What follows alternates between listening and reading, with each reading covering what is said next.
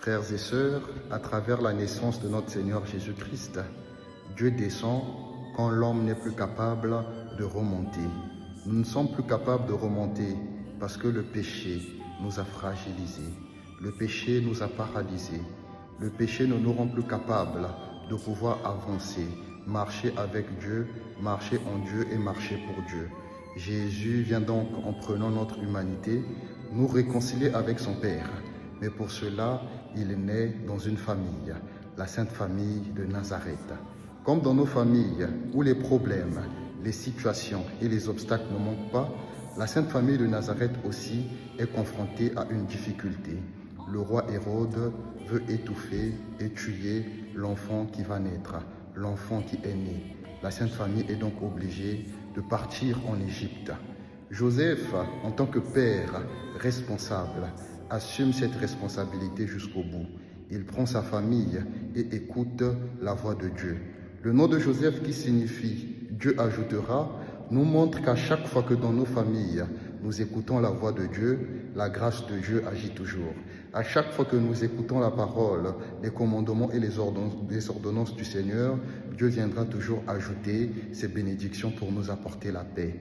Et la présence de Jésus en Égypte vient pour nous montrer qu'il est le véritable fils premier-né de Dieu. Puisque dans Exode, au chapitre 4, verset 22, Israël est présenté comme le fils premier-né de Dieu. Jésus en Égypte devient donc le nouveau Moïse, celui qui vient libérer nos vies et nos familles de l'esclavage, de la haine, de la jalousie et de la méchanceté. Dans nos familles, il y a la mathématique de la haine. Les gens vivent dans l'addition, ils s'associent pour détruire. Les gens vivent dans la multiplication. Plus on est ensemble, plus parfois il y a des multiplications des situations difficiles. Les gens vivent dans la soustraction.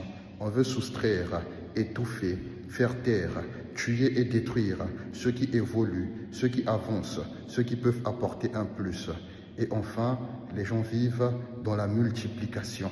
Dans nos familles, parfois, il y a tellement de multiplications de problèmes à cause de la haine, la jalousie, la compétition et la rivalité. Marie, dans la Sainte Famille, va agir comme cette mère docile, celle qui sera capable d'être comme ministre de l'Intérieur, thermomètre qui mesure la température de son foyer.